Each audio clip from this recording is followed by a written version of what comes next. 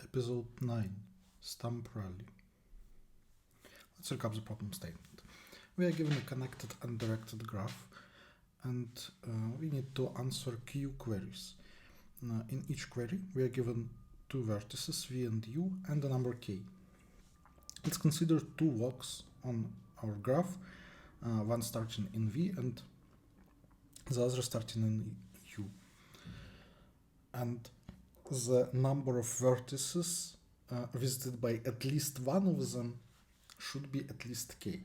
So if both walks visit the same vertex two times, it is counted only once. The score of this pair of walks is the largest ID of an edge used in one of those walks, and we want to find minimum possible score for each query. The size of the graph is up to 100,000, both vertices and edges, and number of queries is also up to 100,000. Alright, it's a min-max problem, right? We want to minimize maximum ID of something. Min-max problem, binary search and answer.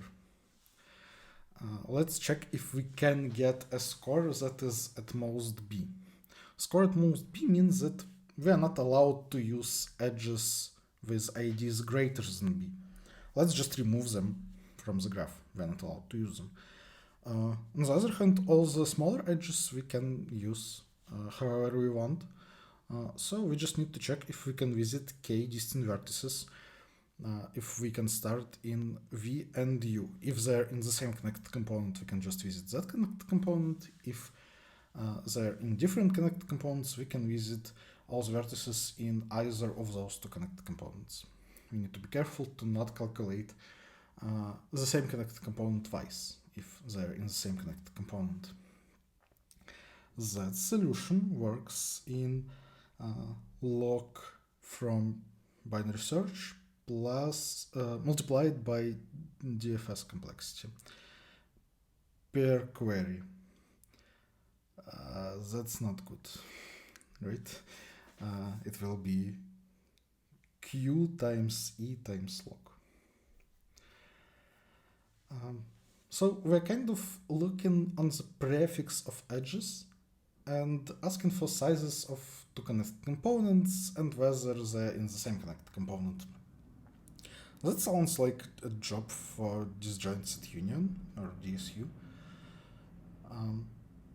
So we can actually do a linear search, and it will have better complexity than a binary search from the previous screen. We can add edges to our graph one by one, and after each one, look at the connected components of V and U, check if they're the same one, and take sizes. So DSU works in E times inverse Ackermann function, whatever that means, and that means like constant time.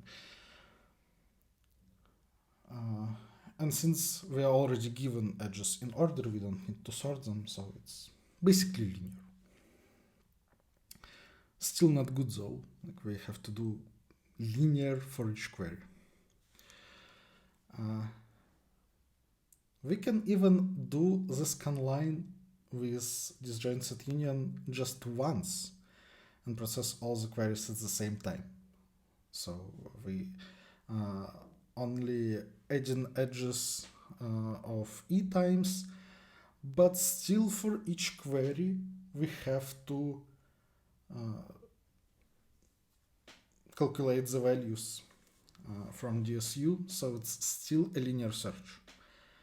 The construction of DSU is fast, yes, but each query is still slow. Would be nice to replace this linear search with binary search. But the whole idea of like why we are doing scan line with DSU, because we can only apply changes to DSU one by one.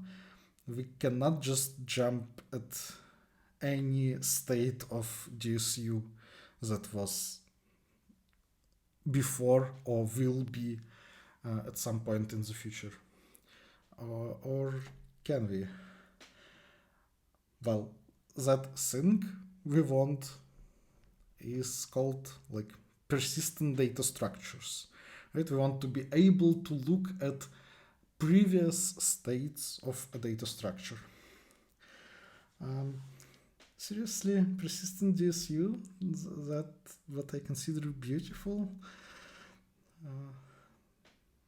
Well, it will work, and probably even in time. Like the constraints are rather small, so some kind of persistent DSU, and in this case we only need like read-only persistency.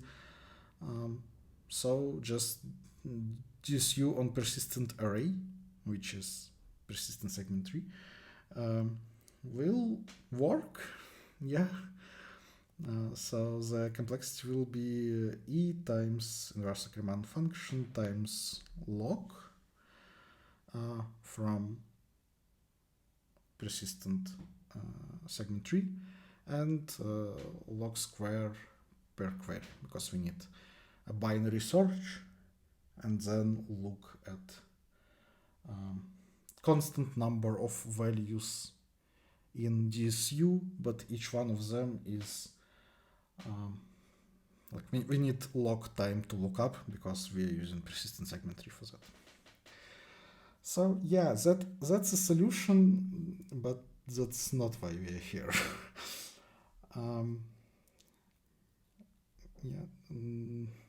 Omnic and his BS.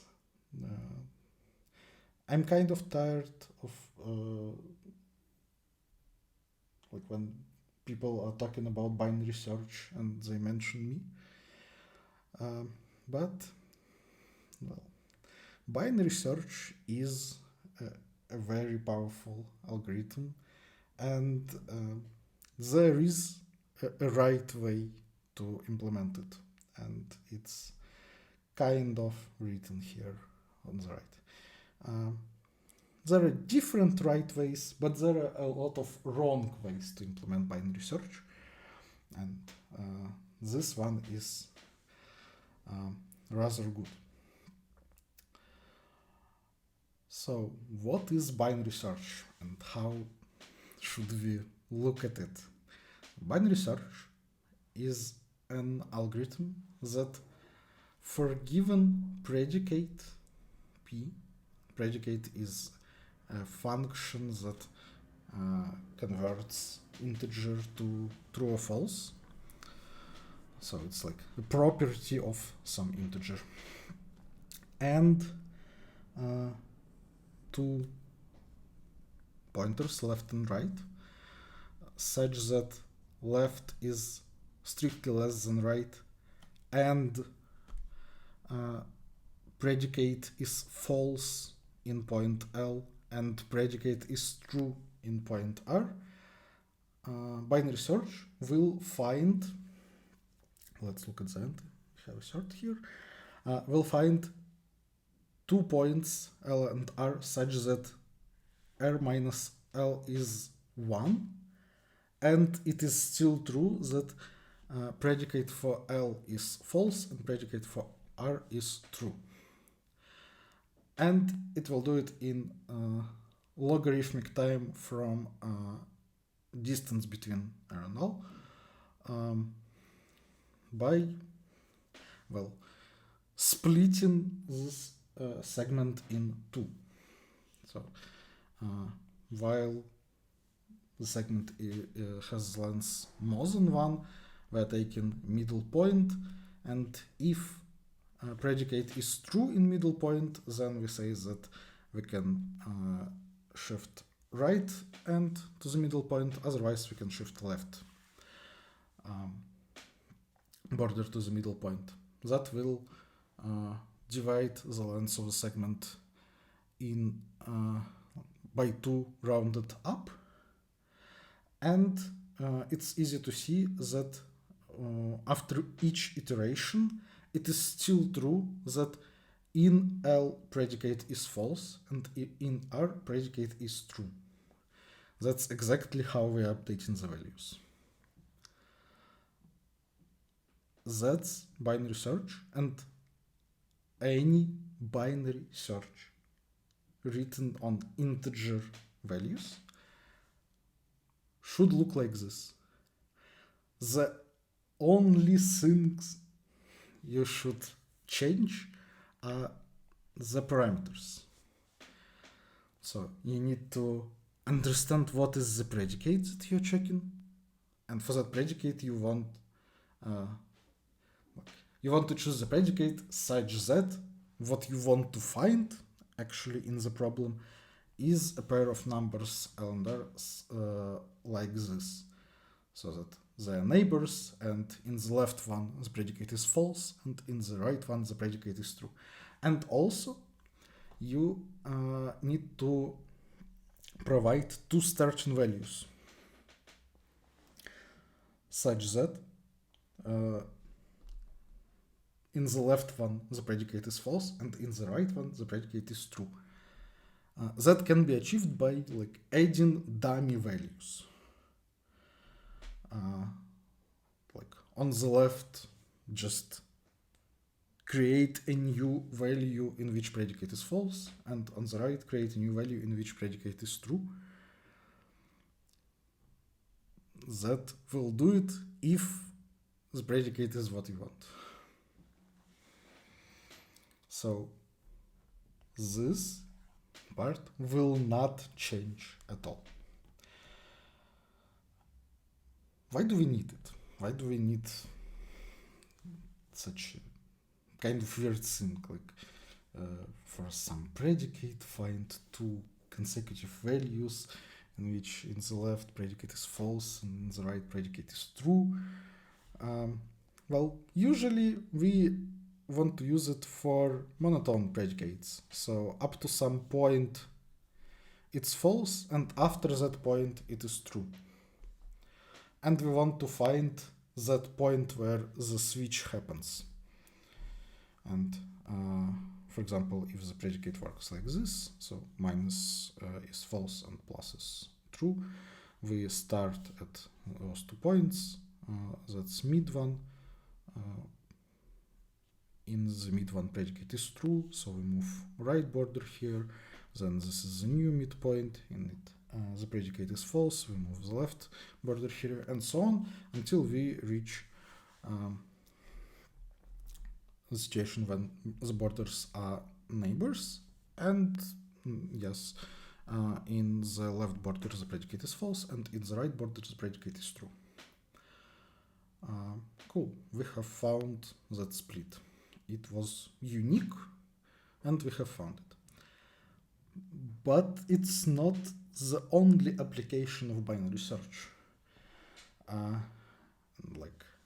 What binary search does is exactly find two neighboring values.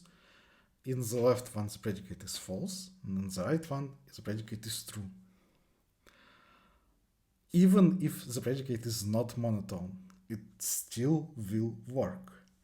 Let's say that predicate works like this, and we know that in the left border the predicate is false, in the right the predicate is true. We can run this function, binary search, and in the end left and right will be here, and yes, we have found two consecutive values such that in the left one the predicate is false and in the right one the predicate is true, but it was not the unique place.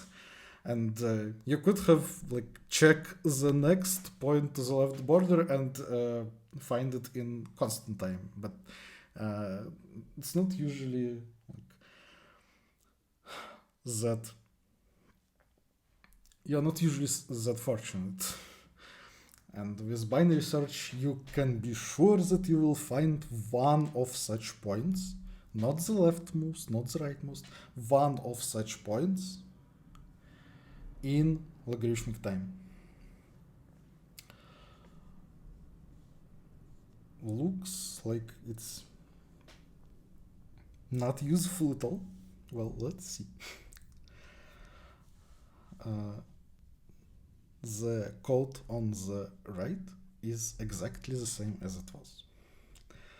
All that we need to do for a special usage is to define the predicate and find starting left and right values.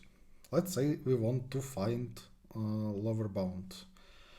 So we are given a sorted vector of integers by 2 pointers. Begin points to the first element and end points after the last element. And we want to find the first position that is not less than 5. That's exactly the definition of lower bound. So how do we define our predicate then? Well, if the value is at least 5, then it's true, otherwise it is false. Then our predicate is monotone, but to actually do the binary search, we need to make sure that there is starting left point and starting right point, such that in the left point predicate is false and in the right point the predicate is true. In this particular example, we could just say that this is left and this is right, but we can't be sure that the vector we will be given actually has elements that are strictly less than the element we want to find and not less than the element we want to find. So instead, we would create dummy positions before the start of the vector and after the end. So this position is actually end, and this position is begin -1. And we will kind of say that, okay, on the left, the values should be very small, so it's kind of -infinity there. And on the right, the values should be big, so it's kind of +infinity. So here we jump here. And then we defined our predicate as follows. If we are to the left of the vector, then the predicate is false, because we want it to be false on the left. If we are to the right of the end of the vector, then the predicate is true. Otherwise, we compare the value that we were given with element at position x. And yes, we can see that our predicate is defined like this. It has a unique point where two neighboring values, one has predicate equal to false and the left one has a predicate equal to false and the right one has predicate equal to true. And our binary search will find that point. And after that, you can use those found left and right border to actually calculate what you need to calculate. In this case, we want the pointer to the first value that is not less. Definition of lower bound.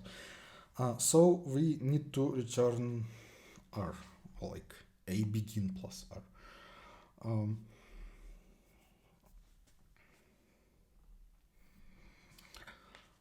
Let's look at the second example.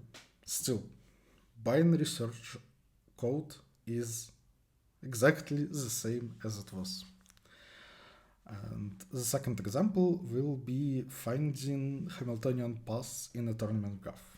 So tournament graph is a directed graph on n vertices where between every two different vertices there is exactly one edge in one of the directions. It is well known that in every tournament graph there exists a Hamiltonian path, a directed path that visits all the vertices exactly once. And we can find Hamiltonian path by repeatedly inserting each new vertex into the current path. So let's say at some point we have some path that is a vector of vertices of our graph, where each vertex either is not present or present exactly once. So there are no repetitions, so it's a simple path. But it does not contain all the vertices of the graph. So there is another vertex which is not in the current path yet. We want to insert it somewhere so that it still will be a path. And I say that we can do that with binary search. First of all, we can always do that. And we can find a place where to insert it with binary search. It's harder to actually insert it there because we need to shift everything, like we need to insert inside the vector. But with some kind of balanced binary search tree, you can actually do this in an log time, which is more than the number of edges. So if you have some way to check if there is an edge from V to U, you can find Hamiltonian path in tournament graph faster than the number of edges. So how to understand what is the good place to insert a vertex? Well, if we insert a vertex between these two, for example, we want to have an edge from this vertex to our new vertex and from our new vertex to the next one. There are some special cases when we insert in the beginning or in the end. We only care about one edge, but we can circumvent that by adding kind of dummy vertices in the beginning and end of path. From this vertex there are edges to everything, and for this vertex there are edges from everything to it. And then our Boolean predicate for integers, that means a position in this path, will work as follows. Basically, we want to say that predicate is false if edge goes from this vertex to our new vertex, and it is true if the edge goes from our new vertex to this vertex, this position. So how do we define this predicate? Well, if we are to the left of path, we return false because like there is a dummy vertex from which the edge goes to this one. If we are on the right, we return true. Otherwise, we call the oracle which checks if there is an edge from our new vertex to the vertex that is on position X in current path. I call it Hamilton. So if there is edge from V to vertex on position X, then the predicate will be true, otherwise it will be false. Then our predicate will look like this. We know that in the dummy vertex on the left it is false, in the dummy vertex on the right it is true, and in between it's something, but we can calculate it. Here is the function that does. Okay, on that function we can call binary search. It needs a predicate, here it is. It needs starting left and right values, here they are. In the left one the predicate is false, in the right one the predicate is true. Binary search in logarithmic time will find some place such that we have two neighboring positions, and in the left one the predicate is false, and in the right one the predicate is true. That exactly means that we can insert our new vertex between those two. Yeah, there can be several places where we can insert new vertex. Binary search will find one of them. Let's go back to our problem. Why did we need to make such a detour about binary search? Well, first of all, because binary search is important. And it is important to understand it like this. But also, I wanted to show that if we want to do a binary search for each query of our problem, we need to understand what is the predicate, and that our binary search is a while that will do logarithm number of iterations, and on each iteration we want to make one call to the predicate. Okay, what will be the predicate for our particular problem? So the i's predicate for i's query from x is let's call a function can reach that will say what is the number of vertices we can reach if we only use edges at most x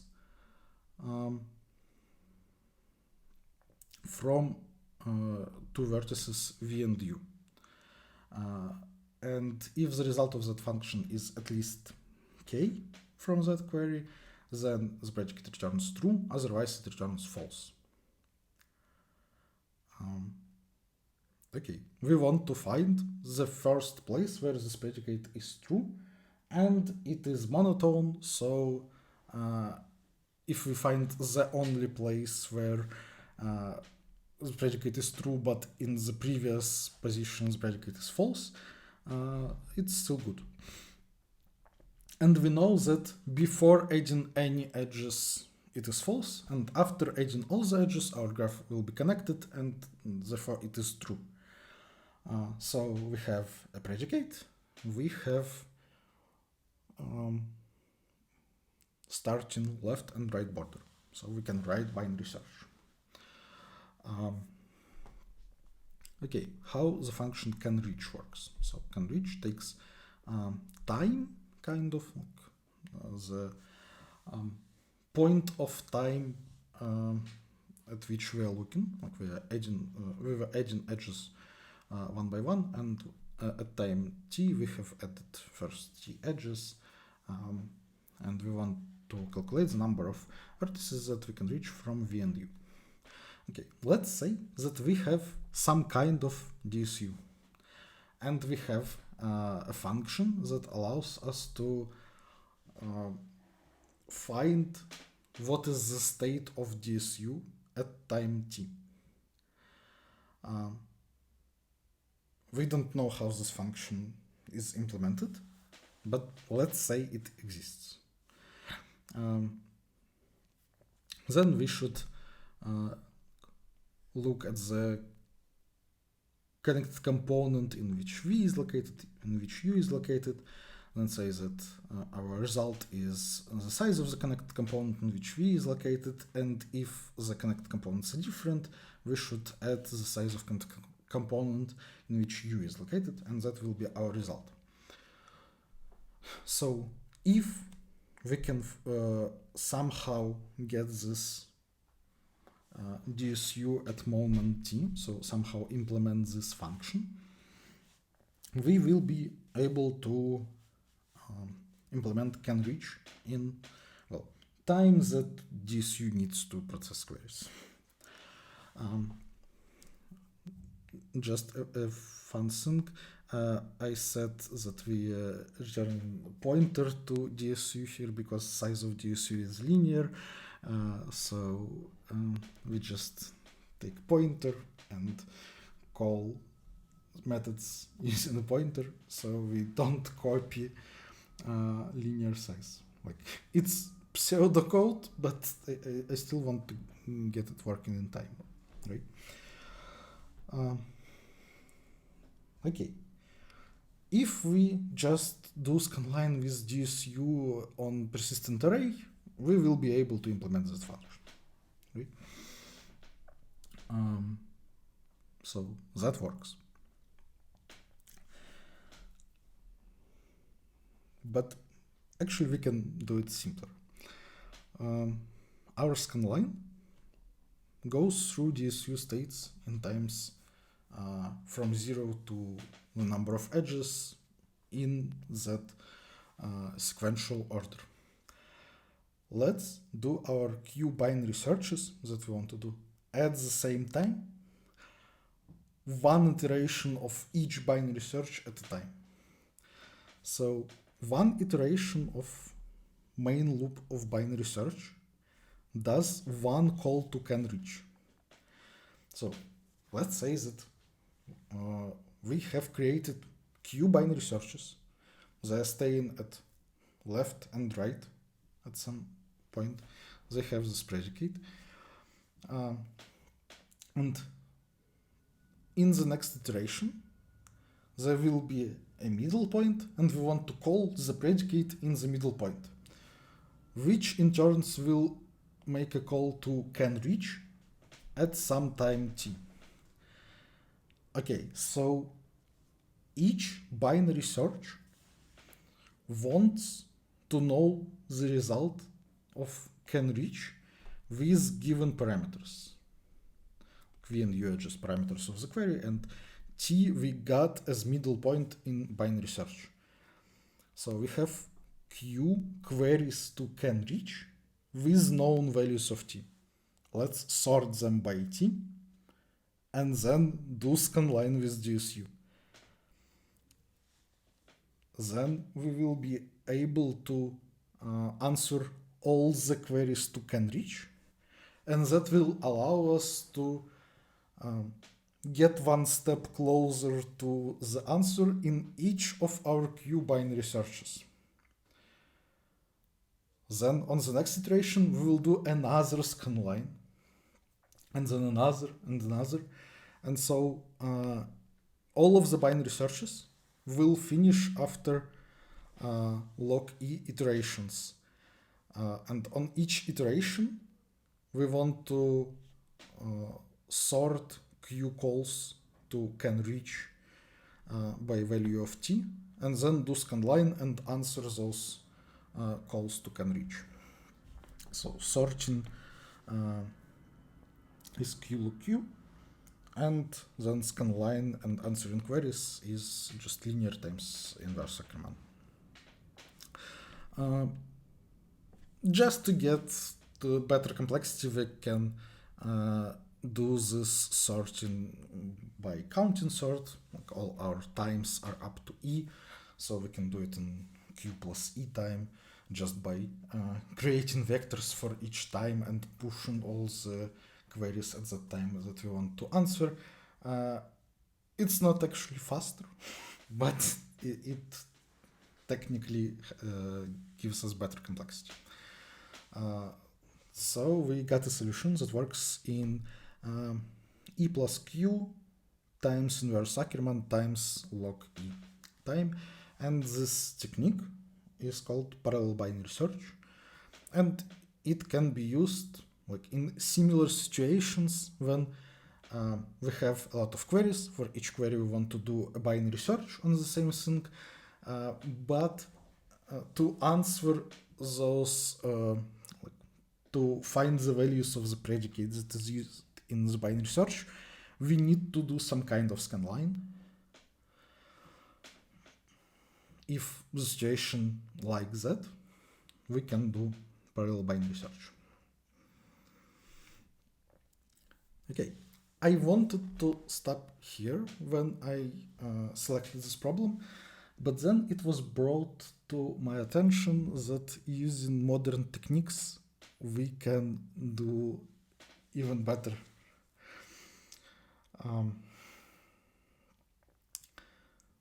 Okay, so we want like persistent DSU, but we want read-only access. So we want to do scanline with DSU and be able to look at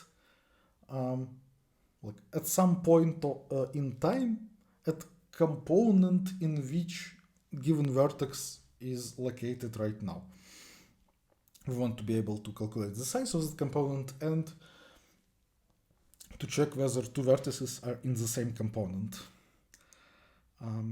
Turns out we can do that without persistent array. And the technique has a lot of names. Kruskal reconstruction tree, which can be then shortened to KRT, or reachability tree, or DSU tree. The idea is actually very simple. Like, how do we implement DSU usually? Just when we want to merge two vertices, we compare their sizes, and from the smaller one, we create a directed edge to the larger one. Let's instead just create a new node and draw directed edges from both roots of the components we wanted to merge to the new one. So each time we want to merge two components, we create a new node. And, well, actually we will direct edges in, well, we just need to be consistent. It's imaginary. But let's say that we direct edges from new node to the old nodes that we wanted to merge. So in the end, if our graph was connected, we will have a rooted tree on 2v-1 vertices, because we started with v disjoint vertices, and we did v-1 merges. Each merge creates a new vertex. If the graph was disconnected and had C-connected components, then it will be a rooted forest on 2v-C vertices with that consists of C rooted trees. So we have this rooted tree, and it's of linear size. Each node of the tree corresponds to a set in disjoint set union at some moment of time. We did something with DSU. At each point of time, it was storing disjoint set union, so like collection of sets of our elements that are not intersecting. Each element in our DSU starts as a set of size 1, and it will be a leaf in Kruskal reconstruction tree. And during our reconstruction, the set will be merged with something, and each time we merge it with something, we create a new node in Kruskal reconstruction tree, and new node becomes the parent of the older node. So if we start at some leaf and go up to the root, that path will contain all the sets in which this element was, and like from leaf to root, those sets will be in order in which they were created, so in order by time. And basically for each node in this Kruskal reconstruction tree, we can store the time when it was created, and we can store, well, basically everything we could store it in the DSU for a connected component, for example, its size.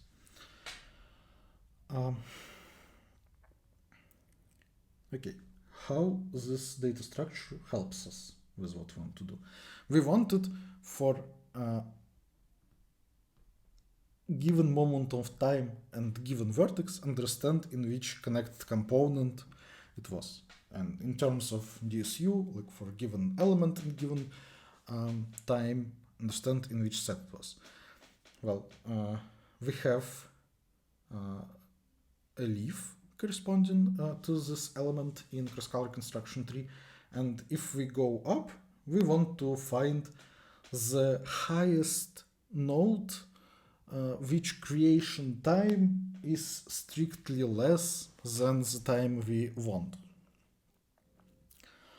So we go up, times increase, and at some point we will cross the time in which we were interested in, and the last node we visited corresponds to the set we want. That again sounds like a job for binary search, but binary search on vertical paths in tree is binary lifting. It's not exactly binary search, but okay. So we can do binary lifting in of log, well, if in of log of height, but height can be big, like linear of size of the tree, but tree has linear size in terms of number of elements we had, which is v. So we can do binary lifting in of log v. And as I said already, we can store the sizes of each component for in the corresponding node of the tree. So we can implement function canReach in log time. We need to find the component for v, the component for u. We can do both of those in log time using Kruskal reconstruction tree. And that already allows us to do what we wanted. Similarly to how we used DSU on persistent array, but now actually like construction of Kruskal reconstruction tree is just DSU basically, but we need vlog time to calculate binary lifts. And then we can answer each query in log square time. But actually we can do log time per query and online. Like the previous solution also was online. We spent E times inverse Ackermann plus vlog v on pre-calculation, and then we can answer each query online in log square time. But we can do without log square. Let's first do that for one vertex. Well, our idea is that we have two binary searches basically. Binary search on answer plus binary lifting in tree. We want to try to do them at the same time. Kind of similar to like descent on segment tree or something, like binary search and Fenwick tree.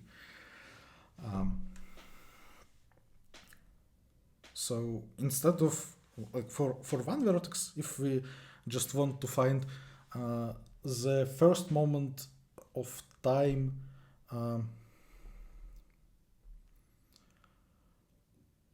when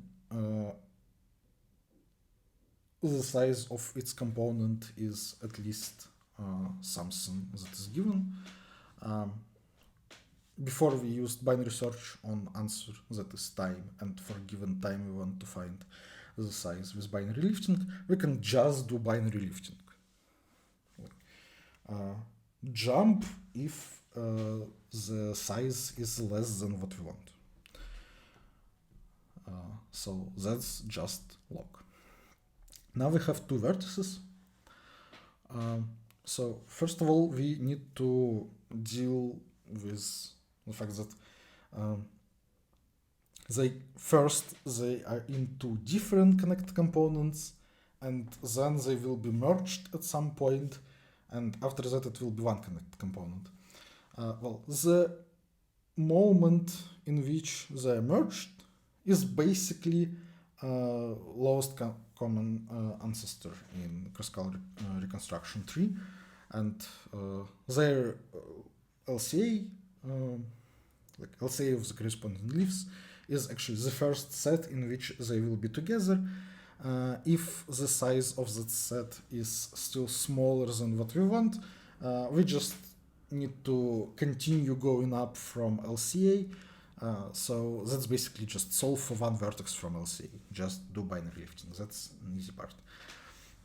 Otherwise, so LCA is enough, but that means that LCA has two sons.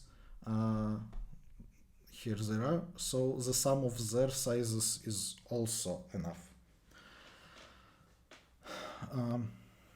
Okay, so the answer is somewhere here in the lower part, before we reach LCA.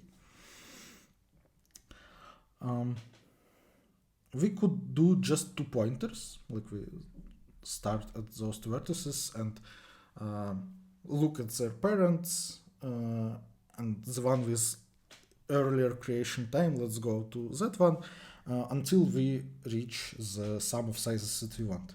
But that's linear time. But let's emulate the result of doing those 2 pointers with using binary lifting. So we will kind of do simultaneous binary lifting from 2 vertices, and it will be actually kind of 2 pointers. So the idea is as follows.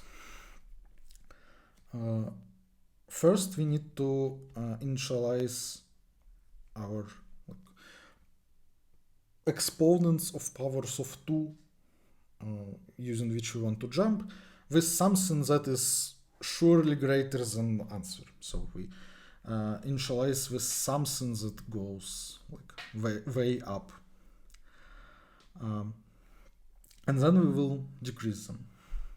So let's say that at some point we are staying at vertices v and u.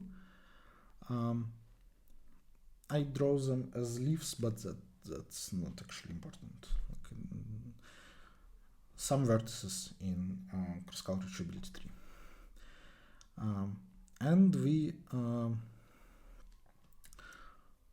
our exponents are k1 and k2, and that means that we know that we will not reach the vertex like that on bigger jump on power of 2 from v and from u also. So let's look at those 2 jumps. We will arrive at 2 vertices. They may lie higher than LCA, it doesn't matter here. Basically, we are now solving the problem on tree. Find the first time when if we go up to the corresponding vertices from v and u, up to that time, their sums will be sum of sizes will be at least what we want. Let's call it sum 1. So let's now look at those 2 vertices which we are looking without loss of generality. Let's say that for the first one, the time when this vertex was created is smaller. Otherwise, just flip everything. So we know times, we know sizes. So let's look at sum of sizes of those 2 vertices. If it is small, then if we would do just 2 pointers from v and u, we would like at the point we would reach this vertex that happens at time t1, and that means that since t1 is smaller than t2, it means that you have not reached this vertex yet. It is somewhere on the path. But somewhere on the path, the size is smaller, so sum of those sizes is also strictly smaller than what we want, that means that answer for vertex v, like the vertex we will reach vertex v, is this or even higher. So we can safely jump here. Let's do this jump. And then we can decrease k1 by 1. It doesn't matter for complexity, but this way it will be easier to analyze the complexity. Because we know that with other jump by length 2 to the power of k1, like from v, it would be equivalent to a jump of length 2 to the power of k1 plus 1, and we know that we don't want that. So we can safely say that the next jump will be of smaller length. Otherwise, if s1 plus s2 is enough, like it is at least the sum that we want, again, if we look at time t2, we will go higher if we just do regular 2 pointers. So the sum of those sizes will be even greater. So it surely will be at least the sum that we want. That means that if we want to find the highest place where sum is strictly smaller, we will not reach this vertex. Like u will not go this high, and the time should be strictly smaller than t2. That means that we don't want to lose jump, and we can safely just decrease k2, because like that's the condition we want. We want k2 to be such a value that if we increase it by 1, then jump by length 2 to the power of k2 plus 1 is surely not needed. So this, like we do this basically in while, and it stops when for one of the vertices k became negative, so we don't want to jump anymore.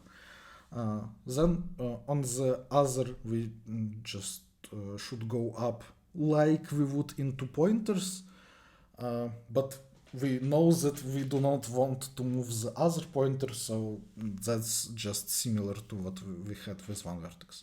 So the other one stays at the same place. So now we just we know what size we want. So we will arrive at 2 vertices here and here, such that sum of their sizes is strictly smaller than what we want, but if we move either one up, we will get at least what we want. And like do one iteration of usual 2 pointers to understand which one we should move, and that will be the answer.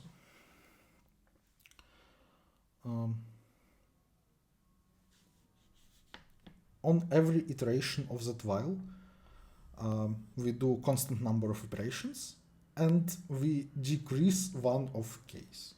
Then their sum is decreased by 1 each time, and their sum was at most 2 logarithms in the beginning, so we will do at most 2 logarithms iterations. So that works in log time per query. That's it for episode 9. Thanks for watching.